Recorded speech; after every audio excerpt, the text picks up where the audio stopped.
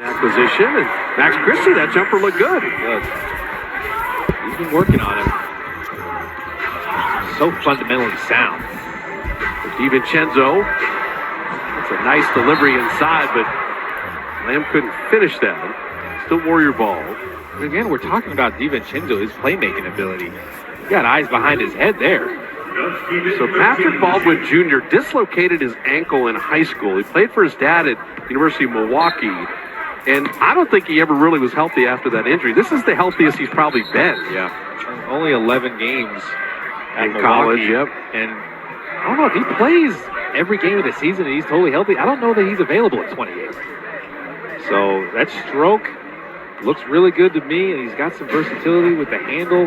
Being able to handle like he does at his size is pretty remarkable. 28th pick. He was 19 years of age, just like Kuminga and Moody a year ago at 19. He kind of reminds me of maybe a Danilo Gallinari. Like he could get to that point, maybe.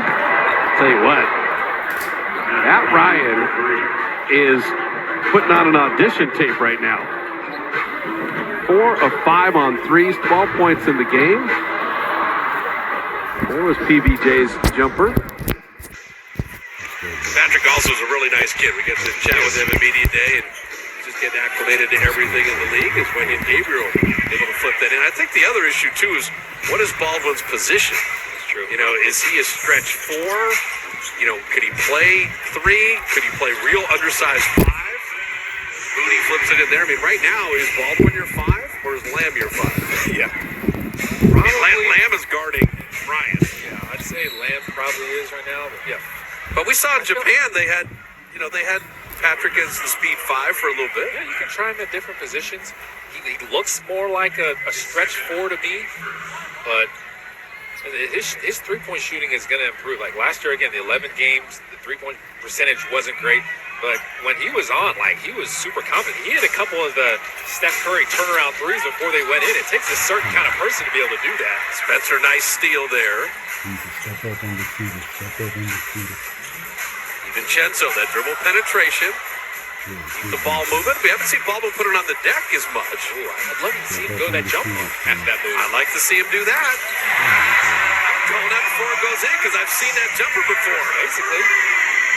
His stroke is pure. It's very pure. And here's the thing when we say that. When you see Steph Curry and you see Klay Thompson and you see Jordan Poole, we don't just throw around, oh, this guy's a good shooter very easily. Yeah. This guy is a good shooter. Well, my favorite part of that play is after he didn't like what he had, after he passed it out, he kept moving. He didn't just stand there. Well, that's the son of a coach stuff. He understands the game. That's the first thing the Warrior coaching staff will tell you. DiVincenzo knocked it away. Still Laker ball. And Patrick, when someone says they know how to play, what are they talking about? It's an IQ, just understanding where to be, being able to fit into basically any system, being able to pick up things really fast. Like the Warrior system, honestly, it isn't for everybody. Not everybody moves well without the ball. Not everybody understands when Steph is on this side, you set the screen. To not stop moving. Yeah. But a guy like him can pick it up pretty quick. Thomas Bryant's always been pretty quality big. Yeah, that's true. But it's just the feel for the game. You can always see it pretty quickly with guys. DiVincenzo with a big step, and Christie fouled him.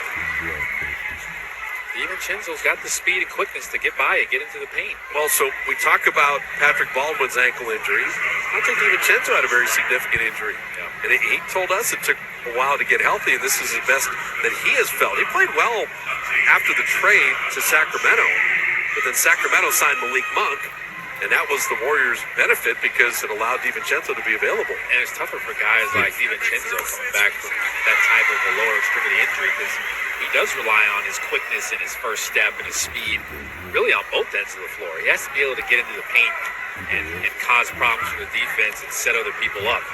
If he has to think about an injury to his ankle or leg, whatever it is, he's not going to be able to get to his spots. 2 national championships at Villanova. He was the most outstanding player in the NCAA tournament in 2018, the MVP of the Final Four.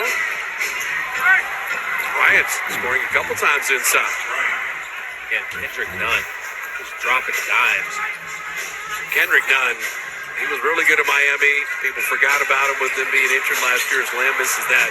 Kendrick Nunn's going to help the Lakers a lot. You can already see that. And shoot Nunn. So DiVincenzo taking the playmaker role with Jordan Poole sitting, Steph sitting. Baldwin Jr. My goodness. This kid can just flat out shoot threes. Get a little stagger screen, let one of them roll, let Baldwin pop. That's a good thing. Like, Moody took in 2 defenders with him. That's what opened it up for Baldwin. Matt Ryan and Patrick Baldwin Jr. They're just putting on a three-point display right now. Matt Ryan is feeling himself. 5 of 6 for Matt Ryan. No surprise for Notre Dame guys.